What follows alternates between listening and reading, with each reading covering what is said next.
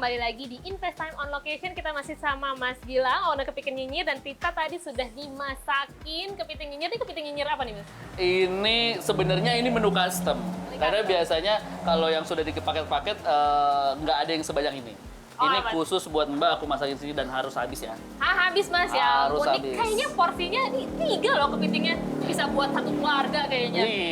Ini bisa 3 keluarga kalau makannya sesuatu-sesuatu.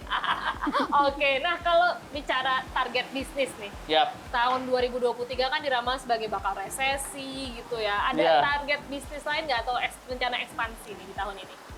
Justru karena 2023 sudah banyak yang memprediksi akan drop gitu kan, maka aku nggak berani untuk ekspansi dulu. Oke. Gitu. Prediksiku adalah 2023 ini memang tidak akan sesulit yang diramalkan, tapi juga tidak gampang. Mudah. Iya, belum bisa langsung bounce back kayak sebelum pandemi itu belum bisa.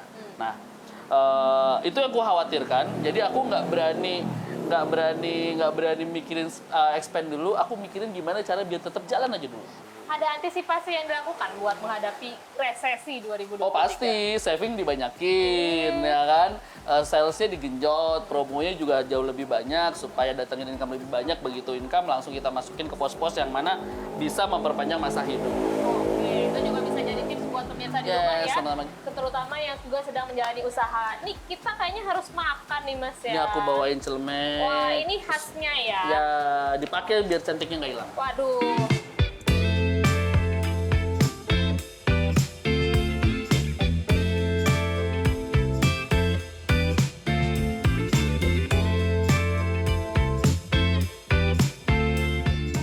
Bicara bisnis kuliner, apa sih keuntungan dari bisnis kuliner? Terus selain cuan tentunya.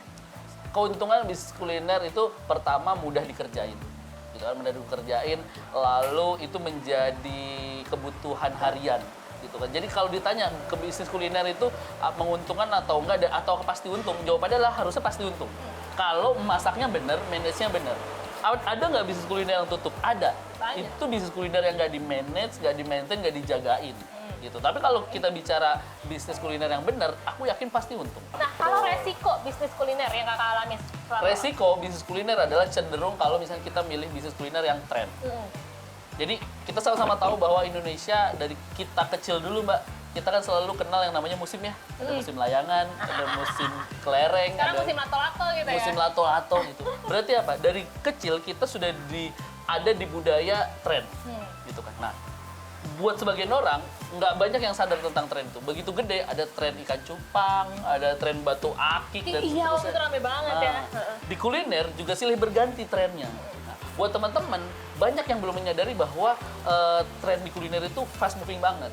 Jadi banyak yang menurutku yang pada akhirnya rugi ya, invest terlalu gede di merek-merek tertentu atau di jenis makanan tertentu yang tren. Kenapa? Karena Indonesia itu balik lagi karena sukanya tren, mereka nggak akan loyal sama yang tren. Karena akan berganti terus. Oke.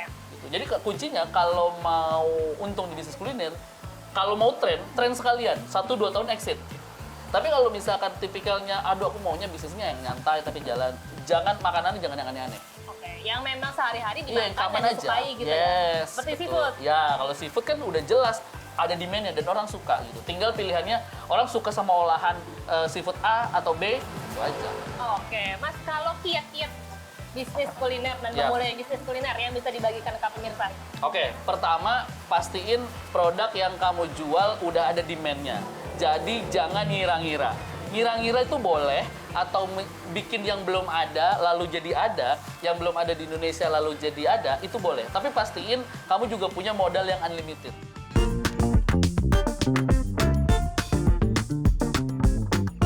Tadi udah Coba. nyobain jagungnya, sekarang Coba. kayaknya perlu angkat kepitingnya nih. Ini bintangnya kan ya. Ini dia binatang tamu. Kan bukan bintang tamu, ini binatang tamu. Binatang tamu baik. Ya ampun, ini sampai lepas-lepas loh, Kak. Wah. Nih, pemirsa, wow. Guys, ini yang kita pakai ukurannya 250 gram. Jadi 1 kilo isinya 4. Isinya 4. Isinya Ini 4. kelihatan gede-gede banget loh, Kak. Ya, ini kalau buat dimakan personal, buat 1 orang sih cukup. Oh ya? Gitu kan. Tapi kalau misalnya mau dibagi 2 juga bisa. Oke. Tapi kalau memang gede, mau yang 1 kilogram, 1 ekor 1 kilo, ada juga. Oh. Asal kuat ngabisinnya. Mau nggak masakin? Iya, tapi buat kantor ya buat rapat. Bisa, mantap. Oke. Cobain. Mas, kalau menurut Mas Gilang nih, apa sih yang paling penting yang harus dimiliki seorang pengusaha? Yang pertama adalah selalu jadi problem solver gitu, dan selalu penasaran sama hal yang belum ditahu gitu. Kenapa? Karena pengusaha itu harus expert di future. Jadi dia harus tahu dulu mau ngapain nih. Kalau misalnya dia tahu mau ngapain, dia tahu yang dia lakuin ini akan jadi apa, bisa jadi pengusaha. Lalu keterampilan komunikasi. Keterampilan komunikasi itu penting. Kenapa? Karena tugasnya seorang penjual itu adalah mempengaruhi orang lain untuk beli. Oke. Nah, jadi kalau pengusaha basic utamanya jualannya nggak bisa, itu masalah. Gitu. Jadi aku mau usaha tapi basicku finance. Tapi kalau finance-nya cerewet, orangnya senang jualan juga di kantor, sikat. Tapi kalau misalnya pengusaha pengen jadi pengusaha tapi kesehariannya adalah pendiam, pemalu, lalu kenalan sama orang juga nggak berani. Nah, itu yang startnya menurutku agak awal. Perlu belajar. Gitu. Baik. Jadi DNA-nya adalah bawel, cerewet, pengen tahu, terus suka tampil di kamera gitu. Ini berdasarkan pengalaman dan Yeah. dibuktikan sendiri ya? Yap, betul. Oke, baik. Terima kasih banyak Mas Gilang. Sama-sama. Ini udah diceritain cerita yang sangat inspiratif, plus makanannya juga luar biasa. Siap, semoga cocok di lidah. Sangat cocok. Dan besok diet lagi. Oke, diet mulai besok ya pemirsa. Siap.